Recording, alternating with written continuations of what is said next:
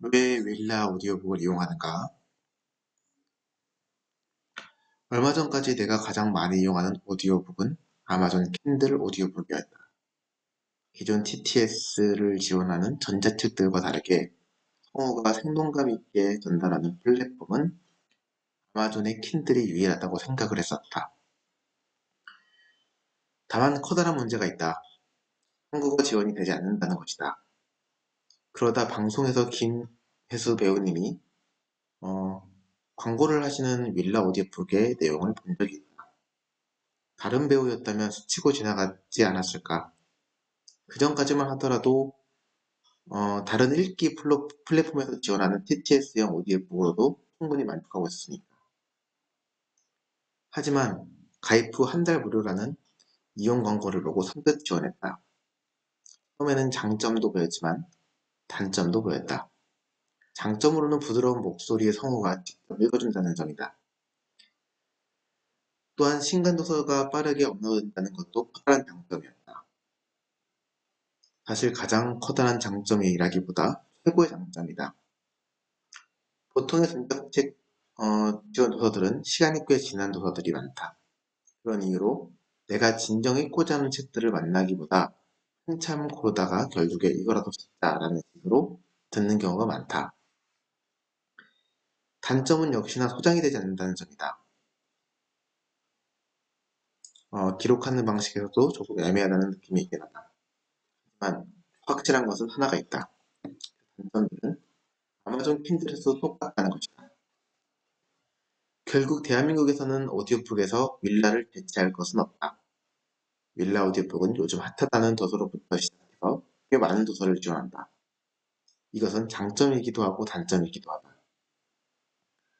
윌라 오디오북으로 좋아하는 도서를 읽을 수 있다는 것은 큰 행운이지만 오디오북으로 들었던 도서를 결국 종이책이나 전자책으로 다시 소장해야 한다. 결국 이중 지출이 발생하기도 한다. 이것은 윌라 오디오북의 단점이기도 하지만 굳이 윌라 오디오북만의 단점이라고 할 수는 없다. 그전에는 내가 구매하거나 읽기를 망설였을 법한 책들을 너무나 쉽게 읽을 수 있기 때문에 큰 관점으로 보자면 이것은 이득이다. 어쨌거나 시간을 내서 읽기에 애매한 도서들 같은 경우에는 오디오북으로 조금의 망설임도 없이 들을 수 있다. 나는 제주도 남원에 거주하고 있다. 서귀포로 가기에는 40에서 50분 정도가 걸리고 제주시로 가기에도 40에서 50분 정도가 걸린다. 그 흔한 이마트를 방문하기 위해서는 대략 1시간을 이동을 해야 겨우 대형마트 쇼핑이 가능하다. 아이를 키우는 집은 붉은 상태로 한참을 아이가 잠들 때까지 가슴을 토닥여야 한다. 아이가 잠들기 전까지는 결코 책을 읽을 수도 없고 아이가 잠들어도 결국 책을 읽지 못한다. 불이 꺼진 방에서 책을 읽고 싶은 욕망이 부글부글 끓어오르지만 전자책을 보기엔 아이의 얼굴로 비춰지는 불빛이 조심스럽다.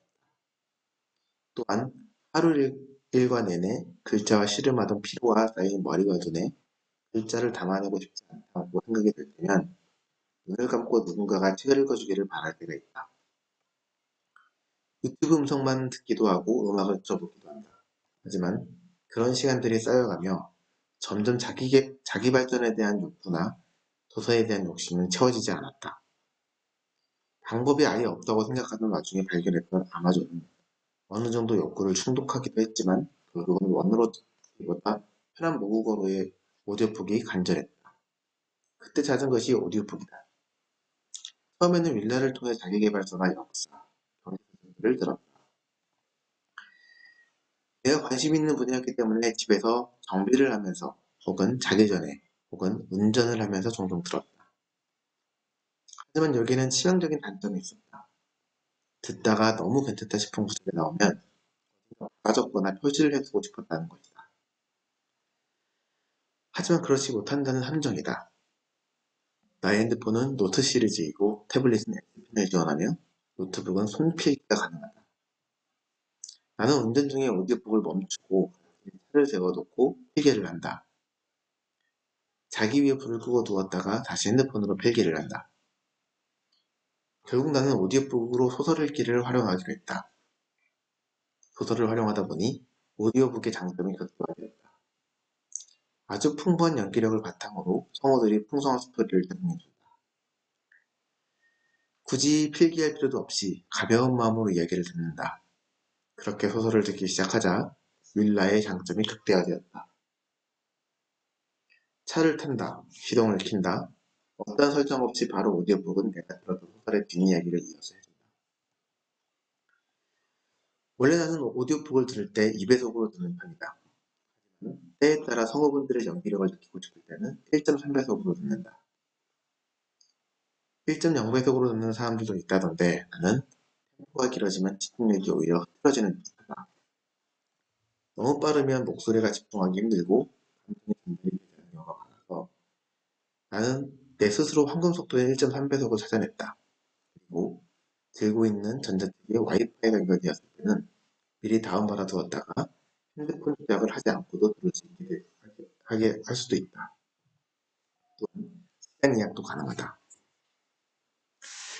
물론 윌라가 장점만 있는 것은 분명 아니다. 가끔 어디까지 들었는지 전체 분량 대비 현재 분량을 확인하는 게 좀 어렵기도 하고 어느 챕터를 읽고 있었는지 확인하는 것도 깔끔하지는 않다. 열차하고 듣는 와중에 목차를 확인하다가 실수로 터치가 되어버리면 어디까지 들었는지 돌아가 확인해야 하는 번거로움도 조당 배속으로부터 생겨나기도 한다. 하지만 확실한 것은 이 대체제는 분명하게 없으며 동종업계 독보적인 회사라는 것만은 분명하다. 책을 몹시 좋아하는 1인으로서 개인적으로 몇 가지 추가됐으면 하는 기능들이 있다. 아마 내가 원하는 기능은 회사 측에서도 이익을 실현하는 데 굉장히 도움이 될지도 모르겠다는 생각이 든다. 그중 하나는 읽고 있는 도서 구매하기라는 기능이다. 전자책이나 종이책도 괜찮고 꼭 윌라에서 직접 관리하지 않고 예스이나 교부로 연계되는 것도 괜찮은 듯하다. 간단한 결제로 현재 듣고 있는 책을 구매하기 버튼을 눌러 구매할 수 있으면 좋을 것 같다. 특히 나같이 오디오북으로 듣다가 이거는 소장해야 돼 라고 강력하게 느끼는 사람이 있다면 분명히 이 기능을 좋아할 것이다. 처음에는 오디오북으로 책을 읽는 것에 익숙하지 않았다. 책은 눈으로 읽어야 한다는 강박이 있어서 그랬는지 모르겠다. 때문에 오디오북을 잘 듣지 않기도 했고 윌라 오디오북으로 듣다가도 지웠다가 설치하기도 했다. 다시 내가 윌라로 복귀한 이유는 단순했다. 그래도 분명한 것은 폭발적으로 늘어나는 독서량이다. 한 권의 독서는 다음 이어질 독서에 상호 연계되며 시너지 효과를 내준다. 구매 성향이라는 것이 있다. 우리는 종이책으로 구매하는 책이 있고 전자책으로 구매하는 책이 있고 도서관에서 대여하는 책이 있으며 오디오북으로 듣는 책들도 있다. 각각 읽는 법마다 선호하는 방식이 달라진다. 종이책으로만 독서를 고집한다는 것은 어찌 보면 알게 모르게 독서 편집을 하게 되는 경향이 있다는 것이다. 나는 오디오북이나 전자책도 함께 사용하면서 종이책이라면 결코 구매하지 않았을 것 같은 도서를 읽을 수 있게 되었다. 한국민 독서 시간은 하루 평균 6분이라고 한다. 독서율은 세계로 봤을 때 166위를 차지한다고 한다. 이렇게 책을 많이 읽지 않는 나라는 혁신이나 발전이 어렵다. 실제로 대다수의 부유층은 독서량이 많고 오디오북 이용 비율도 높다고 한다. 이런 와중에 윌라 회원 대상으로 독서 습관을 조사한 결과 종이책의 월 평균 독서량이 7.4권으로 늘어났다고 한다. 실제 2019년 문화체육관광부가 공개한 2019년 국민독서 실태조사 보고서에 따르면 종이책과 전자책을 포함한 성인들의 연간 평균 독서량이 7.5권이란다. 윌라 오디오북 이용자들이 대한민국 평균 성인이 1년에 읽을 독서량을 한 달 만에 읽어낸다는 것이다.